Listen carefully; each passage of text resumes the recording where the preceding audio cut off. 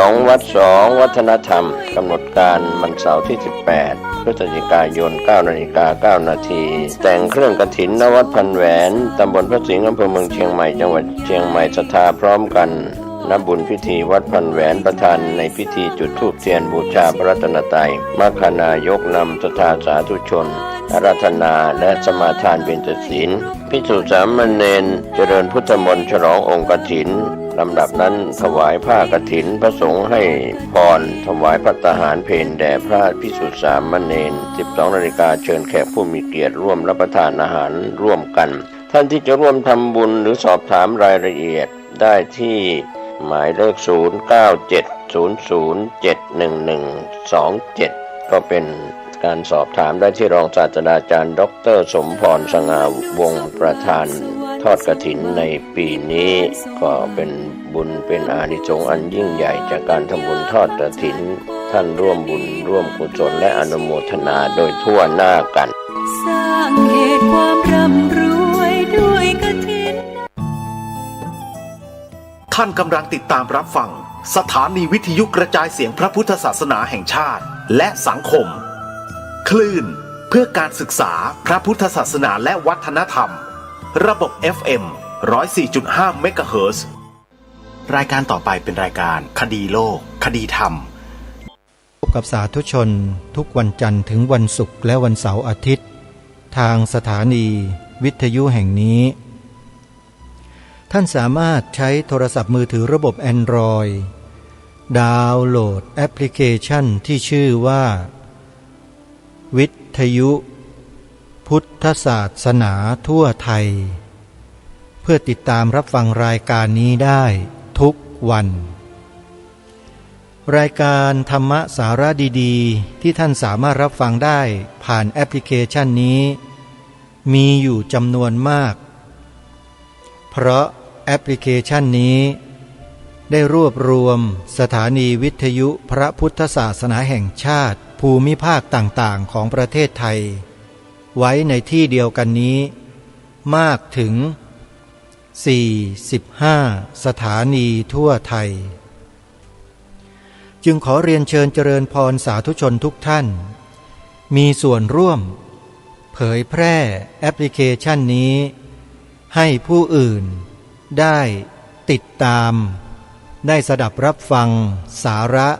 ธรรมะที่ดีๆจากแอปพลิเคชันนี้ผ่านสถานีวิทยุพระพุทธศาสนาแห่งชาติคลื่นต่างๆ45 สถานีตลอด24 ชั่วโมงใครบอกต่อผู้นั้นได้บุญวันนี้จะนำเสียงของท่านเจ้าคุณพระราชวชิรบัณฑิตท่านเจ้าคุณพระมหาประนอมธรรมลังกาโรที่ท่านสรุปในการสัมมนาวันแรกไว้มาเปิดตั้งแต่ตอนต้นย้อนกลับไปเลยแล้วจะฟังกันให้เต็มๆจนจบโดยไม่มีอะไรขั้นเพื่อให้ได้สาระต่อเนื่องกันเพื่อไม่ให้เป็นการเสียเวลาไปติดตามรับฟังพร้อมๆกันได้นะบัดนี้ขออนุโมทนาท่านมหาจรัญพุทธปิโยนะได้เรียนรู้ศึกษาค้นคว้าโดยเฉพาะการเรียนให้เป็นระบบนะก็จากตามระดับเนาะจากง่ายไปหายากจากบาลีเล็กไปสู่บาลีกลางจากบาลีกลางไปสู่บาลีใหญ่ที่สำคัญก็คือการเรียนแบบโบราณก็คือมุขปาฐะการเรียนแบบท่องจำกับการเรียนแบบสมัยใหม่ใช้ AI หรือ 5G เข้าไปช่วยก็มีข้อดีข้อเสียนะข้อดีข้อเสียก็คือเรียนแบบสมัยใหม่จะมองเห็นภาพรวมรวดเร็วนะแต่ใช้เป็นเนาะนะใช้เป็นก็เรียกว่าเห็นภาพรวมพอเห็นภาพรวมเสร็จแล้วมันจำด้วยภาพติดตานะเห็นได้ง่ายสมัยก่อนเนี่ยฟังเสียงอย่างเดียวแต่การฟังเสียงอย่างเดียวสมัยก่อนเนี่ยตั้งใจฟังในขณะที่ตั้งใจฟังเนี่ยโยนิโสมนสิการมันจะเกิดคืออาวจนจิตมันจะทำหน้าที่พิจารณา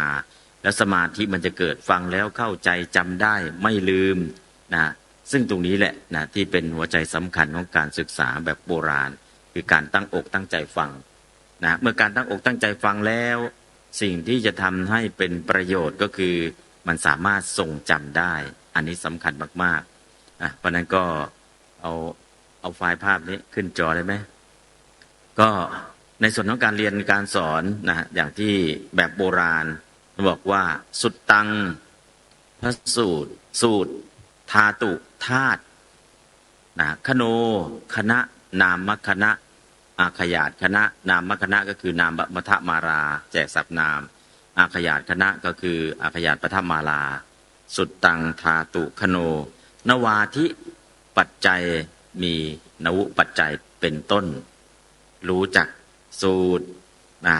ธาตุ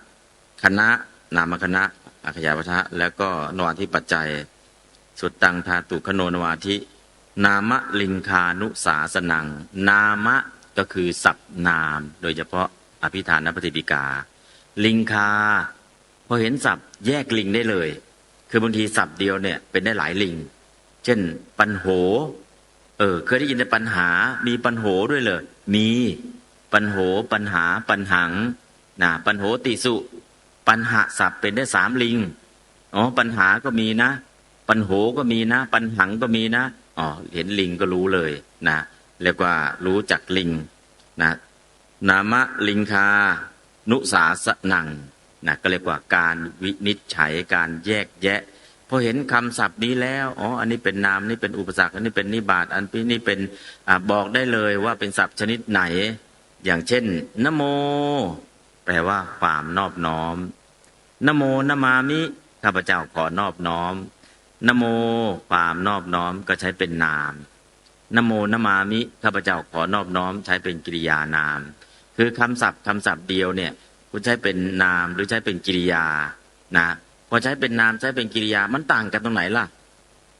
องค์ธรรมมันก็จะต่างกันคือพอแยกประเภทของคำศัพท์ได้อันนี้ใช้เป็นนามนะโมความนอบน้อมก็ได้แก่กายปนามะวจีปนามะมโนปนามะได้ทั้ง3อย่าง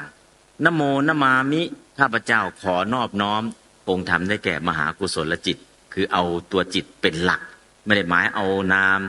กายปนามวจีปนามมโนปนามเพราะฉะนั้นพอเห็นคำศัพท์เนี่ยถ้าเราสามารถเห็นปุ๊บสามารถวินิจฉัยได้ปั๊บก็เรียกว่าสุดยอดโบราณจะบอกว่าสุดตังดาตุกโนนวาดินามริงคานุสาสนังยัสสะติดติจิวหเกสัพยากรณาเกสรีสุดตังสูตรธาตุธาตุคโนนามคณะอาขยัตคณะนวาทิปัจจัยตัดชิดปัจจัยก็ดีกิจปัจจัยก็ดีอาขยัตปัจจัยก็ดีปัจจัย3กลุ่มเนี่ยคล่องเลยนามะคำศัพท์นามเนี่ยได้หมดศัพท์นี้แปลได้กี่ความหมายอย่างเช่นนะโมปกตินะโมเราก็รู้นะโมความนอบน้อมพอไปดูนะโมที่เขาแปลอย่างพิสดารมันแปลได้กี่ในปกติแล้วก็แปลว่านะโมตัสสะภะคะวะโตขอนอบน้อมแด่พระผู้มีพระภาคเจ้าพระองค์นั้นอะระหะโตซึ่งเป็นผู้ไกลจากกิเลสสัมมาสัมพุทธัสสะผู้ตรัสรู้ชอบได้โดยพระองค์เองเราก็จะสวดอย่างนี้แปลอย่างนี้ไปทุกวันทุกคืนพอไปดูแบบลึกๆในบ้านเราเนี่ยรวบรวมคำแปลนะโมไว้ถึง18ในพอไปดูแบบละเอียดเลยมีไหมมีใครที่รวบรวมแปลนะโมไว้ครบทุกในเนี่ยมีนะโมตัสสะภะคะวะโตเนี่ยแปลได้ 1,700 ในนะโมตัสสะ 1,700 ในเคยแปลมาแล้วพักหนึ่งมันไม่ครบสักทีนะมันแปลเสร็จแล้วองค์ธรรมมันก็แตกต่างกันแปลเสร็จองค์ธรรมก็แปลกันว่าแปลไปคำศัพท์เดียวเนี่ยพอแยกธาตุแยกปัจจัยทำโน้นทำนี้แค่นะโมตัสสะภะคะวะโตเนี่ยเราก็สวดกันอยู่เป็นประจำแต่เราไม่เคยเจาะลึกไปถึง 1,700 ในอันนี้ก็คือแค่นะโมคำเดียวเพราะฉะนั้นถ้านามคำศัพท์เนี่ยเราเข้าใจกระจ่างชัดก็เรียกว่าแปลอะไรได้นะฮะนอกจากนามแล้วลิงล่ะลิงตัวเดียวเนี่ยโพธิศัพท์โพธิสัพพัญญุตัญญาเนริยมะเขจนาริยังปัญญติยังปุเมสตารุกัมมิปุริสิทธิยังโพธิศัพท์โพธิ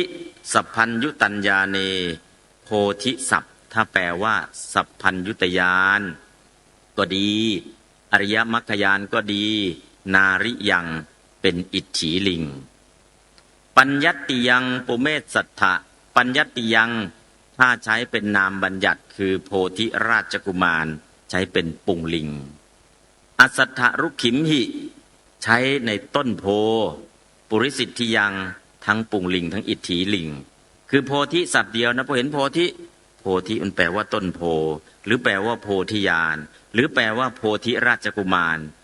ดูลิงถ้าจับลิงผิดตัวโพธิคำนั้นความหมายไม่ตรงเพราะนั้นเรื่องของลิงสำคัญไหมสำคัญ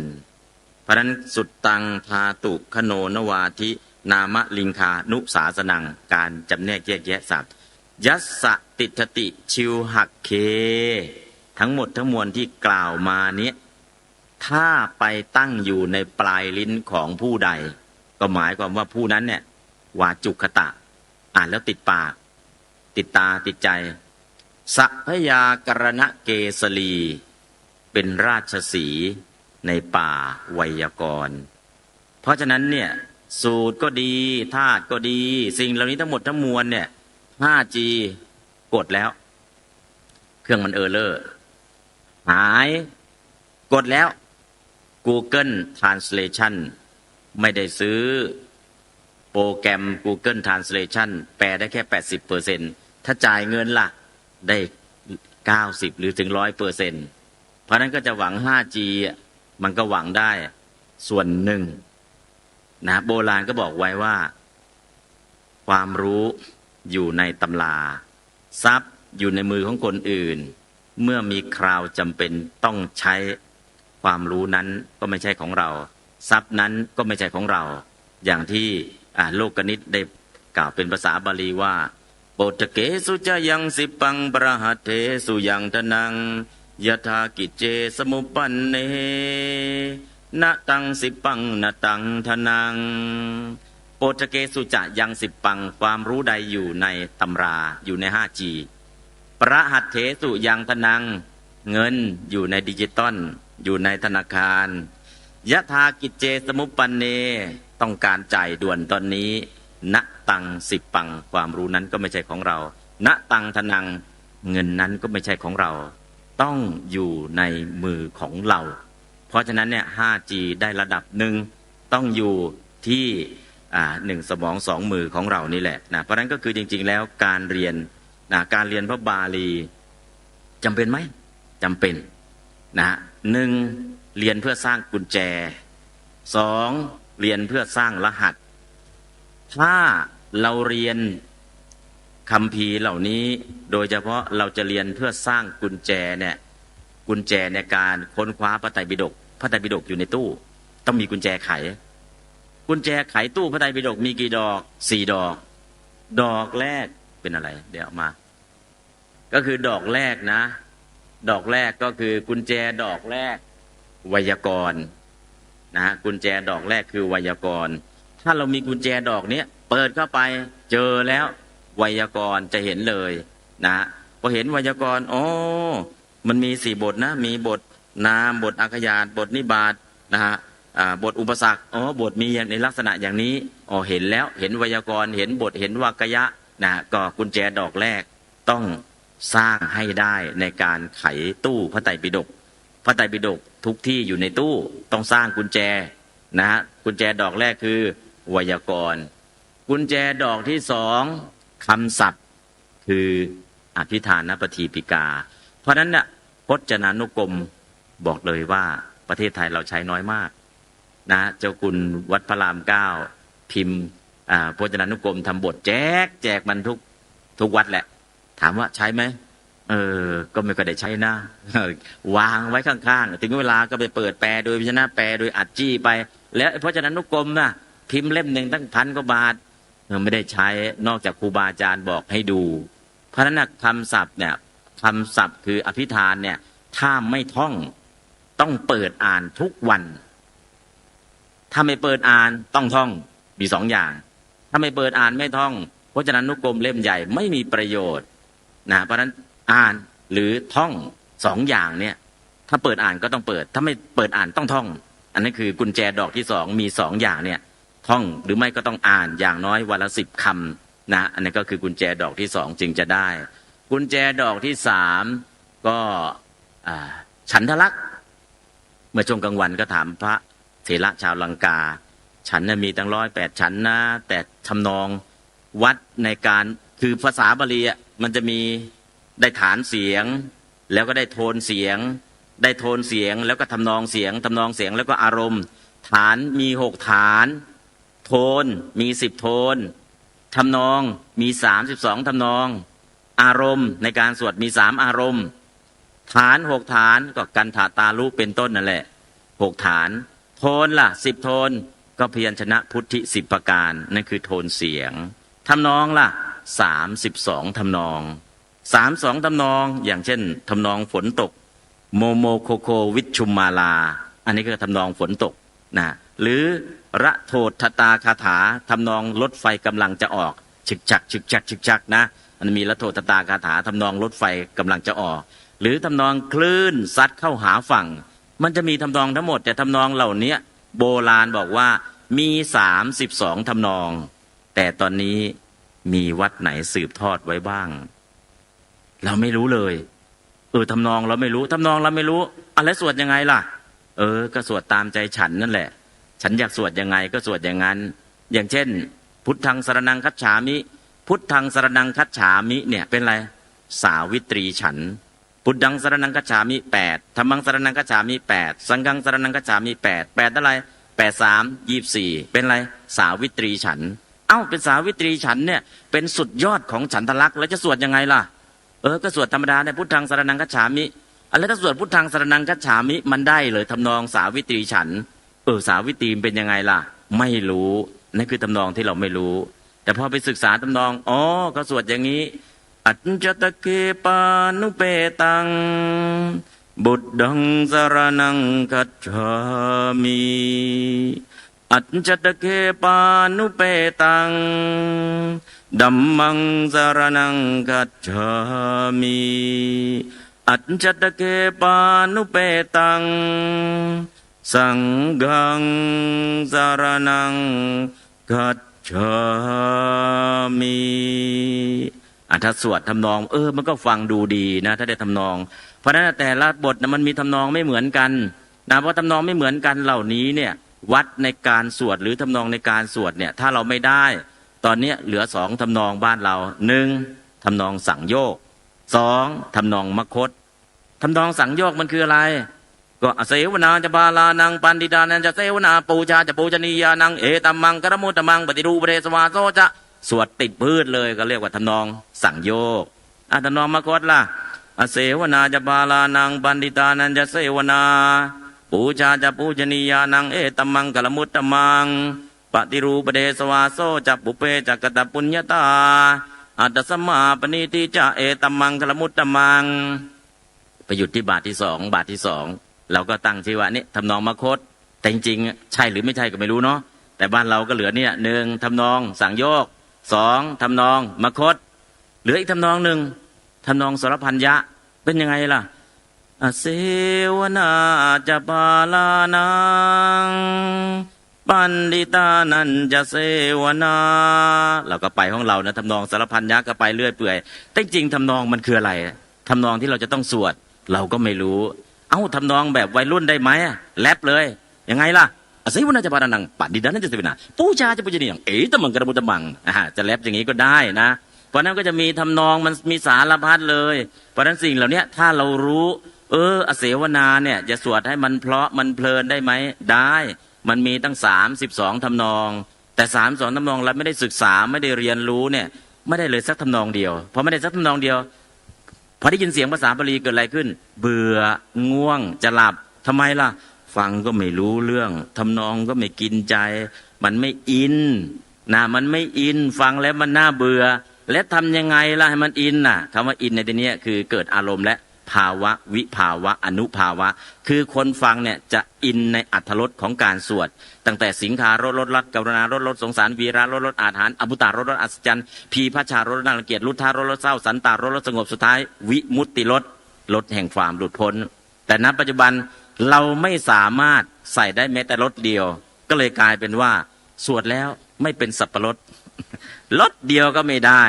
นะสับปะรดก็ไม่เกิดสิงคารารสไม่ต้องพูดถึงกรุณารสไม่ต้องพูดถึงรสทั้ง9ไม่ได้คือภาวะวิภาวะอนุภาวะเนี่ยอารมณ์หรือ feeling แห่งการรับรู้มันไม่เกิดแต่ถ้าอารมณ์หรือความรู้สึกเหล่านี้มันสามารถเกิดได้มันจะเกิดได้ตรงไหนล่ะโน่นกุญแจดอกที่4คือคัมภีร์สุโพธาลังกาละคัมภีร์นี้บอกโทษของภาษาบอกคุณของภาษาบอกประโยชน์และบอกอรรถรสสุดท้ายบอกอารมณ์ความรู้สึกของภาษาเพราะฉะนั้นปัจจุบันเนี่ยทำไมเรียนบาลีมันน่าเบื่ออลังกาละไม่ได้เรียนเพราะอลังกาละไม่ได้เรียนเกิดอะไรขึ้นมันไม่เป็นสับปะรดเทศก็ไม่เป็นสับปะรดสวดก็ไม่เป็นสับปะรดอารมณ์ล่ะน่าเบื่อมีอารมณ์เดียวก็น่าเบื่อไม่อยากฟังอยากนอนบอกพูดบาลีให้น้อยหน่อยได้ไหมสวดบาลีให้น้อยหน่อยได้ไหมทำไมล่ะฟังไม่รู้เรื่องเสียงก็กระแทกฟังก็ไม่รู้เรื่องฟังก็ไม่รู้เรื่องยังไม่พอไม่รู้ท่านสวดอะไรก็ไม่รู้อยากหลับง่วงแต่ถ้าเราใส่อรรถรสอารมณ์ความรู้สึกตามหลักของคัมภีร์สุโพธาลังกาละเกิดอะไรขึ้นอย่าว่าแต่คนเลยหมาแมวยังตื่นขึ้นมาฟังนะฮะลองไปสวดให้แล้วนะหมาแมวกำลังป่วยลองไปสวดดูลองสวดดูมันน่าจะได้นะลองไปสวดดูกรณียมัตตกุสเลนยันตะสันดังบดังอภิสเมจะสโกอุจูจะสุจูจะสุวโจจะสมุทุอนัติมานีสันตุตโกจะสุปโรจะอปกิจโจจะสัลโลกวติสันตินดรโย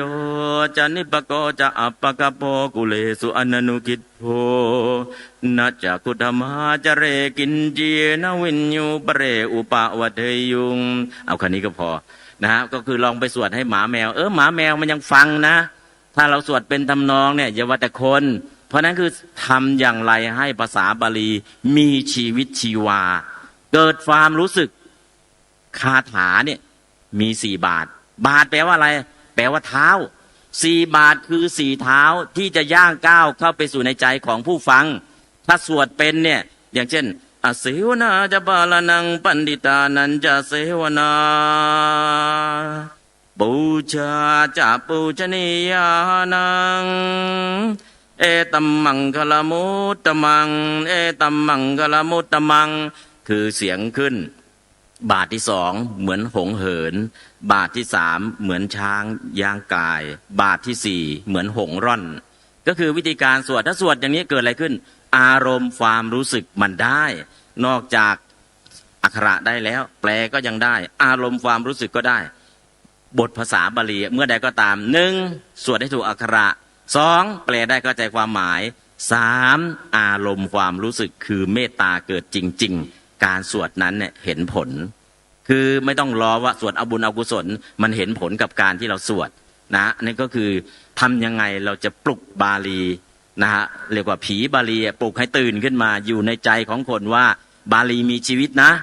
มีอรรถรสนะมีเท้านะมี4 เท้าเดินเข้าไปสู่ในใจผู้ฟังได้ความรู้สึกของบาลีมีไหมมีภาวะวิภาวะอนุภาวะนั่นคืออารมณ์อรรถรสมีไหมมีอรรถรสทั้ง9มีความรู้สึกทั้ง3มีชีวิตชีวาเพราะ4 บาทคือ4 เท้าที่จะเดินเข้าไปสู่ใจของผู้ฟังนั่นแหละการศึกษาบาลีถ้ากุญแจ4 ดอกนี้ได้สร้างกุญแจเสร็จแล้วไปขายตู้พระไตรปิฎกเลยพอขายแล้วเจอทีมะสังอังคุสังวิทาปุกะยะปะอาปะมะมัจจุปะเห็นรหัสแล้วพอเห็นรหัสมีตัวไขรหัสมีไหมอภิธรรมมัตตสังกหะ9 ปริเฉดและเนติปกรณ์นั้นคือรหัสที่จะไขเข้าไปสู่ทุกตัวอักษรคำว่ารหัสคืออะไรรหัสคือองค์ธรรมถ้าในช่วงสงครามเนี่ยพวกเสนาธิการทหารระดับเสจะรู้รหัสของกองทัพเวลามีความลับสุดยอดจะไม่ใช้ภาษาสื่อสารใช้ภาษาแสรหัสตัวนี้ในกองทัพใช้ในสายลับใช้และในพระไตรปิฎกทุกตัวอักษรถอดรหัสออกมาได้เลยอย่างเช่นเยธรรมาเหตุปปวาเตสังเหตุงตถาคโตอาหะเยธรรมาทำทั้งหลายเหล่าใดทำทั้งหลายเหล่าใดคือหมวดไหนล่ะไม่ใช่ 84,000 ธรรมขันธ์เยธรรมาหมายถึงทุกขสัจจะเอาทุกขสัจจะถอดรหัสมาดิทุกขสัจจะถ้ารหัสตามพระสูตรคือชาติทุกข์ชราทุกข์มรณะทุกข์เป็นต้นมี12 อย่างถ้าตามอภิธรรมล่ะ โลกียจิต81เจสิก51เว้นโลภะรูป28 81 51 28รวมเป็น160นั่นคือรหัสธรรมของเยธรรมา คือแปลเสร็จเนี่ยถอดรหัสธรรมเอารหัสเหล่านี้ไปทำอะไรไปจำแนกโดยขันธ์อายตนะธาตุสัจจะเพื่อหาว่าอันนี้เป็นสมถภูมิอันนี้เป็นวิปัสสนาภูมิ เมื่อเห็นรหัสเหล่านี้แล้วสุตตมยปัญญามันจะเกิดแล้วก็น้อมเข้าไปสู่จินตามยปัญญาสุดท้ายเทศนาวสาเนพอเทศจบพหูคนฟังจำนวนมากโสตาปฏิปลาทีนี้ปาปริงสูตรได้บรรลุเป็นพระอริยบุคคลมีโสดาบันเป็นต้นพอฟังแล้วมันไม่ใช่แค่ understand มัน get มากกว่า get คือมัน in มากกว่า in คือมัน see I see ไม่ต้องฉาย powerpoint พูดแล้วเห็นภาพเห็นนิพพานด้วยตาปัญญาเหมือนเห็นด้วยตาเนื้อนั่นแหละคือสภาวะจริงๆทั้งสุตตะทั้งจินตาทั้งภาวนามยปัญญาเขาเรียกว่าฟังแบบทะลุทะลวงคนฟั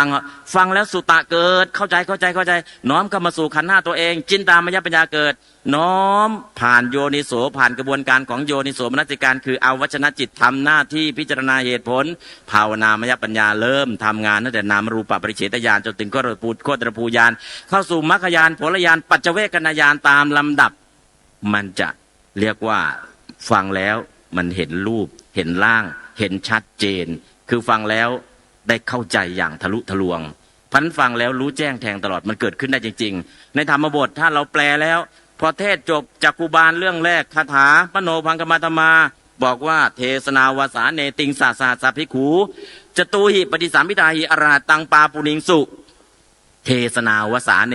เมื่อเทศคาถามโนปุพังคมาธรรมามโนเสตามโนมยามนะสาเจบดุเตนะบาสติวากโรติวาตโตนังดุกมันเวติจักกังวะวะโตปะทัง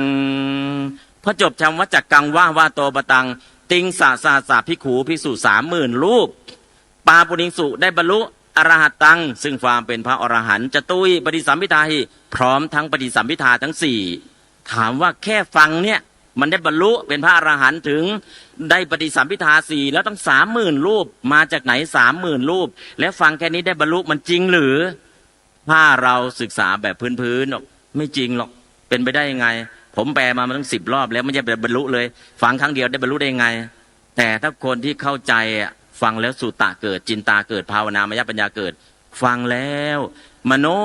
ปุบังกมาธรรมามโนบังกมาเนี่ยมโนก็ได้แก่วิญญาณขันธ์ธรรมาเจตสิกขันธ์3คือเวทนาขันธ์สัญญาสังขารขันธ์ภาสติวาวจีวิญญาติรูปกโรติวากายวิญญาติรูปขันธ์มนัสสาเจปทุเถนะมนัสสาก็คือตัวจิตตัวจิตในนี้คือโทสะมูลจิตปทุเถนะที่ถูกโทษคือโทสะประทุษร้ายแล้วโทษในที่นี้คือเจตสิก22ชนิดที่เกิดในโทสะมูลจิตโอ้คาถานี้พูดถึงเรื่องขันธ์5ของปัจจุบันในอดีตขันธ์5ในอดีตก็ได้รับทุกข์ขันธ์5ในชาติต่อมาก็ได้รับทุกข์ขันธ์5ในชาติปัจจุบันท่านก็ยังได้รับทุกข์อีกโอ้ทุกข์เท่านั้นเกิดขึ้นทุกข์เท่านั้นตั้งอยู่ทุกข์เท่านั้นดับไปเห็นแจ้งรูปนามขันธ์5แทงตลอดอริยสัจทั้ง4ด้วยสัจจญาณกิตตญาณกตญาณการบรรลุเกิดได้ไหมเกิดได้ถ้าเราสามารถแปลแล้วสามารถถอดรหัสธรรมหาองค์ธรรมได้แต่ถ้าเราไม่สามารถทำอย่างนั้นได้ก็หมดสิทธิ์เพราะฉะนั้นสิ่งเหล่านี้ก็อยากจะบอกให้ทุกท่านเนาะรหัส1กุญแจ4 ดอกสร้างให้เสร็จ2รหัสก็คืออภิธรรมสังหะแล้วก็เนติปกรณ์จะสร้างรหัสพอได้รหัสแล้วเข้าไปเปิดพระไตรปิฎกจะเห็นขุมทรัพย์ 84,000 ธรรมขันธ์ 84,000 ธรรมขันธ์คือโคตรเพชรวันไหนเราเอา 84,000 ธรรมขันธ์มาเจียสมองเราจะได้ 180,000 ทันทีเรามีต้นทุนอยู่ 84,000 แล้วเอามาศึกษามารับสมองของเราจะกลายเป็นเพชรที่มีมูลค่าทันที 184,000 เพราะท่านชยสาโลบอกว่าสงสารชาวพุทธไทยนั่งทับโคตรเพชรแต่บอกว่ายากจนโคตรเพชรในนี้คือ 84,000 ธรรมขันธ์เรานั่งทับเราไม่เรียนเราไม่ศึกษาเราไม่เอามาใช้เราก็อยู่ในสภาพอย่างนี้เพราะฉะนั้นวันไหนได้ศึกษาพระไตรปิฎกเราจะเห็นเลยนั่นคือโคตรเพชรเพราะฉะนั้น อาจจะศึกษานานไหมก็เป้าหมายของการศึกษาก็คือเพื่ออยู่จบพรหมจรรย์นั้นคือเป้าหมายสูงสุดเป้าหมายรองลงมาคือการเข้าถึงอัดเข้าถึงธรรมเป้าหมายต่ำที่สุดคือการสอบผ่านถ้าเราตั้งเป้าหมายสอบผ่านจบไปไม่รอดเป้าหมายสูงสุดต้องอยู่จบพรหมจรรย์ถ้าไปไม่ถึงขั้นนั้นขอให้รู้แจ้งปริยัติศาสนาต่ำสุดไม่ได้เลยสอบผ่านยังผ่านแล้วแต่ยังไม่เข้าใจธรรมะเดี๋ยวจะทำความเข้าใจธรรมะต่อไปถ้าอย่างนี้โอเคแต่ตั้งเป้าหมายสูงสุดว่าสอบผ่านพอแล้วจบแล้วการศึกษานะเพราะฉะนั้นการศึกษาของเราเนี่ยตั้งเป้าหมายให้สูงสุดว่าสูงสุดก็คือการอยู่จบพรหมจรรย์นะไม่ถึงขั้นนั้นล่ะไม่ถึงขั้นนั้นก็ขอให้รู้แจ้งปริยัติศาสนาไม่ถึงตรงนั้นล่ะต่ำสุดอะไรไม่ได้เลยขอให้สอบผ่านถ้าทำอย่างนี้ได้ปริยัติของเราก็จะพัฒนาขึ้นปริยัติเหมือนขอบสระปฏิบัติเหมือนน้ำที่อยู่ในสระปฏิเวทเหมือนดอกบัวที่เกิดในสระถ้าปริยัติคือขอบสระไม่แข็งแรงฝนตกมาน้ำท่วมน้ำหลากหายหมดต้องมีขอบสระน้ำจึงกลับเก็บได้ปริยัติคือขอบสระน้ำที่อยู่ในสระคือปฏิบัติดอกบัวที่เกิดขึ้นคือปฏิเวทเราสวดบ่อยหนึ่งในหไทยท่านก็เบิกบานคือดอกบัวราคีบ่อพันบัวสุวคนทากรรมจรอยากจะให้ดอกบัวเกิดขึ้นในใจทุกท่านเพราะนั้นขอให้ทุกท่านจงสร้างกุญแจ4 ดอกสร้างรหัสไว้2 ตัวและวิธีการเรียนใช้ปัจจัย2 ปัจจัยอาเสวนปัจจัยและอุปนิสัยปัจจัยอาเสวนปัจจัยคืออะไรฟังให้ชินหูดูให้ชินตาภาวนาให้ชินใจสร้างความคุ้นชินฟังบ่อยๆอ่านบ่อยๆดูบ่อยๆจนคุ้นพอคุ้นเสร็จแล้วอันนี้คืออาเสวนปัจจัยพอคุ้นเสร็จทำอะไรต่ออ่านให้ติดปากให้เป็นวาจุกตะดูให้ติดตาให้เป็นอุกหิตะเกิดอุกานิมิตแล้วก็มานั่งภาวนาให้ติดใจคือมนสาววัตถิตะนะอันนี้ก็คือใช้อุปนิสัยปัจจัยแค่2 ตัวก็พอในการที่จะใช้ในการศึกษาเราเรียนถ้าใช้วิธีการอย่างนี้แล้วการที่เราจะเข้าถึงปริยัติก็ไม่ยากเกินกว่าที่เราจะเข้าถึงเพราะฉะนั้นวันนี้นะเวลาก็ล่วงเลยเนาะนะสรุปยาวนิดนึงขออภัยเนื่องจากว่า ก็อยากต้องการให้เห็นภาพรวมว่าจริงๆแล้วเนี่ยเราควรเรียนอะไรเรียนอย่างไรและจริงๆเนี่ยจุดไฟแห่งการเรียนให้เกิดอัตตสัมมาปณิธิตั้งตนไว้ชอบคือตั้งจิตคิดจะพัฒนาตนเองถ้าเรายังไม่รู้ปริยัติไปเข้าหาผู้ที่มีปริยัติถ้าเรายังปฏิบัติไม่เป็นไปเข้าหาผู้ปฏิบัติถ้ายังไม่มีปฏิเวทไปเข้าหาผู้มีปฏิเวทถ้าเราตั้งจิตอย่างนี้นั่นแหละอัตตสัมมาปณิธิตั้งตนไว้ชอบคือตั้งจิตคิดจะพัฒนาตนเองนั้นคือไฟแห่งการเรียนรู้ถ้าไฟแห่งการเรียนรู้ไม่มี active learning มีอย่างเดียวคือถีบเข้าห้องเรียนถ้า active learning ไฟแห่งการเรียนรู้มีไม่ต้องถีบเข้าห้องเรียนหรอกจะถีบตัวเองเข้าห้องเรียนทุกวันลุกขึ้นมาเรียนลุกขึ้นมาอ่านลุกขึ้นมาท่องโดยที่ไม่ต้องครูบาอาจารย์บอกเรียนได้เองอ่านเองค้นคว้าเองแต่ถ้าไฟแห่งการเรียนรู้ไม่มี active learning ก็คือถีบเข้าห้องเรียนนะมีแค่นี้แหละเพราะนั้นก็ขอให้ทุกท่านจงตั้งจิตคิดจะพัฒนาตนเองให้เรียนรู้ปริยัติเพื่อเป็นฐานแห่งการปฏิบัติและเพื่อเป้าหมายสูงสุดคือการอยู่จบพรหมจรรย์ขอให้ทุกท่านที่ได้มาร่วมสัมมนาวันนี้จงรับเอามงคลสัก1 ข้ออัตตสัมมาปณิธิตั้งตนไว้ชอบให้ตั้งจิตคิดจะพัฒนาตนเองให้ถึงพร้อมด้วยปริยัติแล้วพร้อมโยนิโสมนสิการให้ถึงพร้อมด้วยปฏิบัติสุดท้ายขอให้ปฏิเวทคือดอกบัวจงบังเกิดขึ้นในใจของทุกท่านแล้วก็ขออนุโมทนาอาจารย์ทองย้อยนะแสงสินชัยอาจารย์มหาสมบูรณ์อาจารย์มหาจรัญที่ได้ร่วมเสวนาในค่ำคืนนี้ ขอให้ทุกท่านจงถึงพร้อมด้วยมงคลทั้ง38ประการเข้าถึงความพ้นทุกข์โดยทั่วหน้ากันทุกรูปทุกองค์ทุกท่านทุกคนเถิดสาธุ เป็นยังไงบ้างท่านผู้ฟังการสัมมนาวิชาการศึกษาพระปริยัติศาสตร์วันแรก13ตุลาคมพระพุทธศักราช2566ณ วัดจากแดงตำบลทรงขนองอำเภอพระประแดงจังหวัดสมุทรปราการเป็นการสัมมนาวิชาการนานาชาติเป็นครั้งแรกในประวัติศาสตร์ของการศึกษาพระบาลีนอกระบบต้องใช้คำว่านอกระบบเพราะวัดจากแดงนั้นได้ทำการศึกษาค้นคว้าเล่าเรียนพระบาลีตามรูปแบบโบราณที่โบราณอาจารย์ท่านได้สืบมาโดยตลอดรูปแบบนี้กรุงรัตนโกสินทร์ของเรา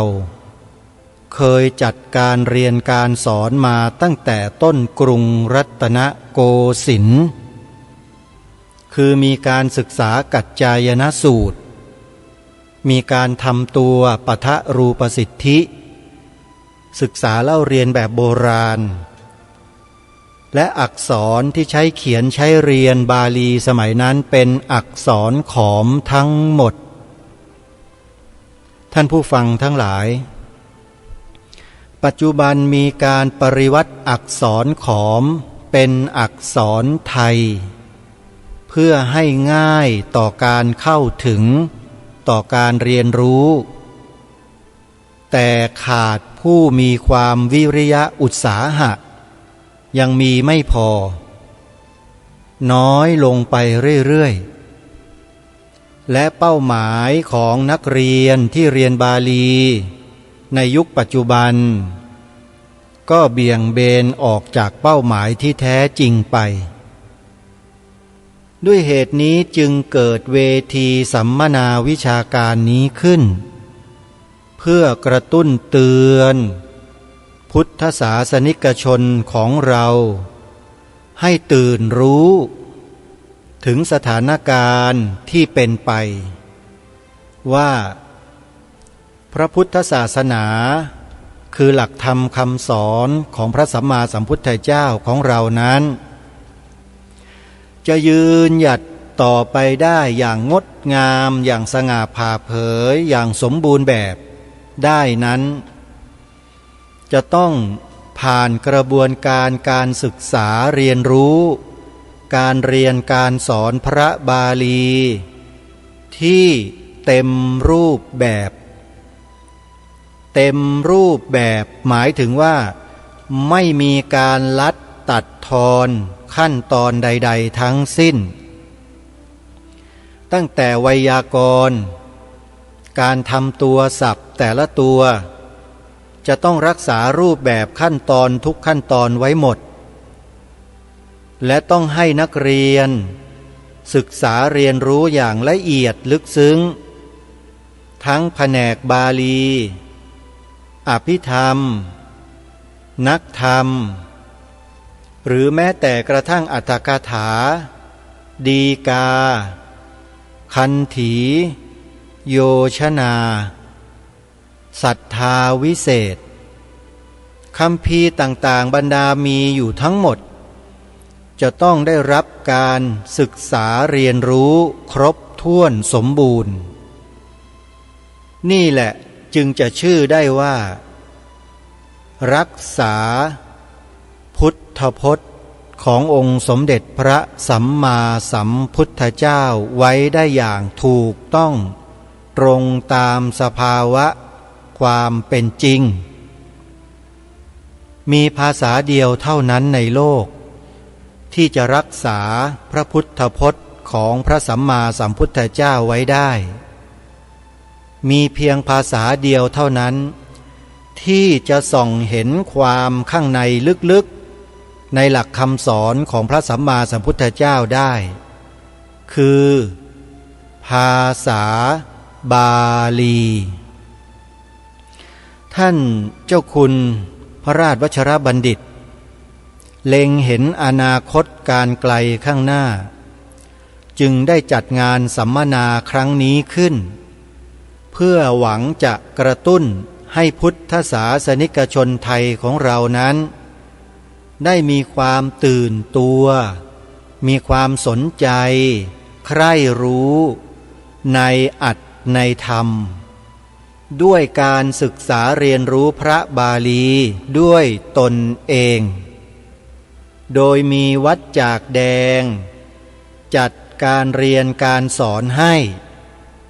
โดยมีครูบาอาจารย์ผู้ทรงความรู้ในคัมภีร์ต่างๆมาเป็นผู้สอนแบบละเอียดเจาะลึกเรียกว่าทะลุทะลวงเห็นหมดทั้ง3 ปิฎกไม่มีเหลือเลยเรียกว่าพอเห็นความบาลีขึ้นมาแล้วเนี่ยนักศึกษาที่เรียนจนจบมาแล้วพอส่องเข้าไปข้างในความนั้นแล้วเห็นหมดทะลุปรุโปร่งหมดเลยว่าพระพุทธเจ้าตรัสความนี้คืออะไรหมายถึงอะไรนี่แหละคือผลของการศึกษาพระบาลีแบบละเอียดลึกซึ้งแบบเจาะลึกจะได้ประโยชน์ดังนี้โยมรายการคดีโลกคดีธรรมนั้นปรารถนาผู้ที่เผยแผ่งานวิชาการด้านนี้มานานแล้วต้องการจะนำมาเผยแพร่นานแล้วในครั้งนี้ถือว่าโชคดีมากที่ท่านเจ้าคุณพระราชวชรบัณฑิตท่านพระอาจารย์มหาประนอมธรรมลังการโรเจ้าวาดวัดจากแดงส่งเทียบเชิญมาให้ไปร่วมงานด้วยตัวของท่านเองส่งมาในไลน์ส่วนตัวเลยนั่นหมายความว่า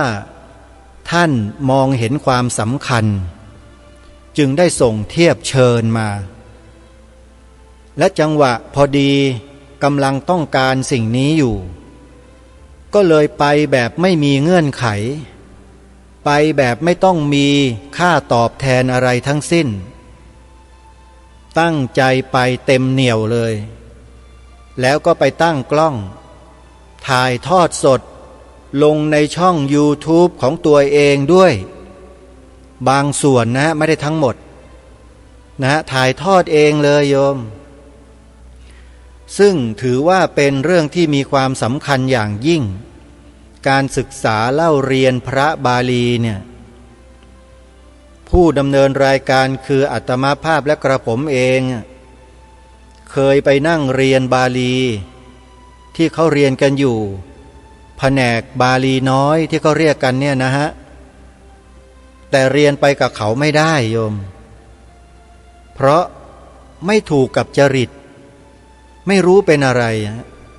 ถ้าไม่ถูกจริตแล้วจะไม่เรียนเลยทั้งที่ใจก็ช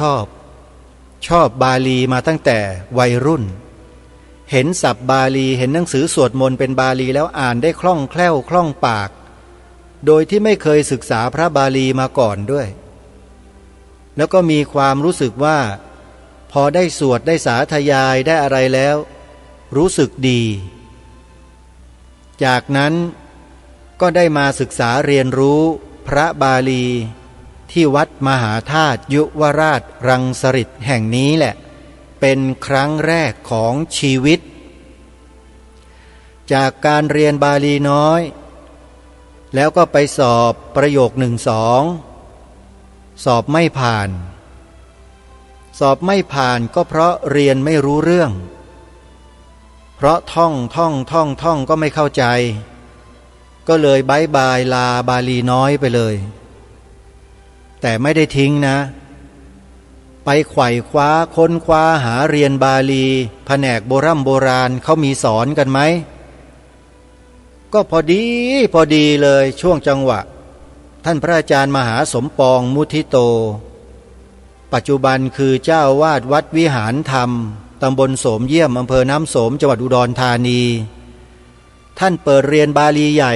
ที่โรงเรียนอภิธรรมโชติกาวิทยาลัยพอดี ก็ไปกราบขออนุญาตท่านเรียนด้วยเท่านั้นแหละท่านหยิบหนังสือเล่มเล็กๆให้หนังสือเล่มหนึ่งเอาสูตรนี้ไปท่องตะพึดตะพือเลยโยมจำได้ว่าท่องจนถึงตัดทิศนู่นน่ะท่องจนกระทั่งเกือบจบแต่ยังไม่ทันจบใจเองปรารถนาอยากจะศึกษาแบบเจาะลึกก็เลยไปนั่งร่วมแปลพระบาลีตถกถาฎีกาศรัทธาวิเศษนะฮะแล้วก็คัมภีร์สัทธนีติปกรณ์นยาสะปกรณ์เหล่านี้ซึ่งผู้เชี่ยวชาญเขาแปลกันเราก็ไปนั่งดูมีพื้นการทำตัวมาบ้างก็ไปดูประโยคต่างๆที่เขาวิ่งเขาเดินประโยค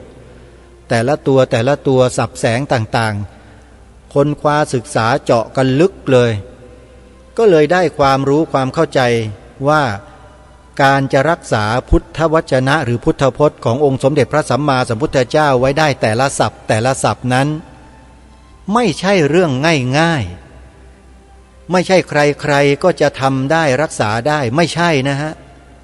ถ้าไม่ใช่ผู้ที่มีความเชี่ยวชาญชำนิชำนาญแตกฉานในภาษาบาลีโดยแท้แล้ว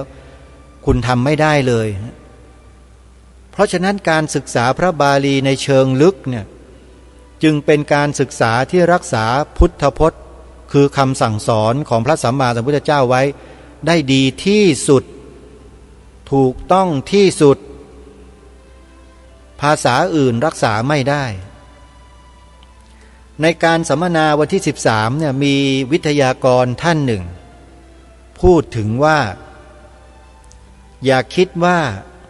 การตีความการใช้ภาษาไทยมาสวดมาทำอะไรกันแล้วบอกว่ามันจะดีอย่างงู้นอย่างนี้ท่านบอกไม่ใช่อ่ะถ้านำเอาสมบัติ5วิบัติ5มาจับในเรื่องของการสวดญัตติถามว่าใช้ได้ไหมภาษาไทยอ่ะใช้ไม่ได้เลยเป็นวิบัติหมดเลยฮะเพราะฉะนั้นสังฆกรรมต่างๆในพระพุทธศาสนานั้นจะเป็นสมบัติสำเร็จได้ก็ด้วยภาษาบาลีเท่านั้นฮะภาษาไทยใช้ไม่ได้เลยฮะแค่นี้ก็น่าจะเป็นที่เข้าใจกันนะครับว่าภาษาบาลีนั้นมีความสำคัญต่อการรักษาต่อการสืบสารพุทธวจนะหรือพุทธพจน์ของพระสัมมาสัมพุทธเจ้าไว้จริง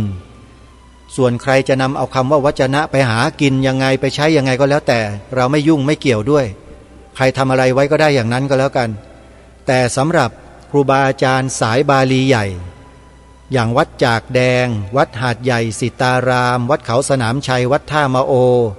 วัดวิหารธรรมของพระอาจารย์มหาสมปองมุทิโตเป็นต้นเหล่านี้เนี่ยคือกลุ่มของพระภิกษุสงฆ์ที่สืบสารรักษาต่อยอดพระบาลีอย่างแท้จริงเอาไว้ได้เพราะฉะนั้นใครที่มีความสนใจจะศึกษาเรียนรู้ของแท้ของจริงนะไปตามวัดต่างๆที่กล่าวมานี้นะโยมแล้วโยมจะได้ความรู้อย่างแท้จริงแน่นอนเดี๋ยววันพรุ่งนี้เป็นต้นไปก็จะนำเทปบันทึกงานสัมมนาวิชาการในวันที่2คือวันที่14ตุลาคมเป็นวันเสาร์วันนั้นมาเปิดที่ประกาศพวกเราได้ฟังครั้งนี้ก็จะเป็นคิวของพระภิกษุสงฆ์ในประเทศเมียนมาประเทศเมียนมานั้นเป็นต้นแบบที่ประเทศไทยเรารับมาหลังจากที่การศึกษาพระบาลีใหญ่ของประเทศไทยของเรานั้นได้กลับหายลงไปก็ไปนำแบบรูปแบบการศึกษาบาลีใหญ่จากประเทศเมียนมากลับมาฟื้นฟูยุคไหนอย่างไรนั้นเดี๋ยวค่อยมาว่ากันวันนี้เวลาของรายการหมดท่านผู้ฟังวันพรุ่งนี้เดี๋ยวมาติดตามรับฟังกันใหม่ขอความสุขความสวัสดีในธรรมแห่งองค์สมเด็จพระบรมศาสดาสัมมาสัมพุทธเจ้าจงปรากฏเกิดมีขึ้นในจิตใจของท่านผู้ฟังทุกท่านทุกคนเทินขอเจริญพร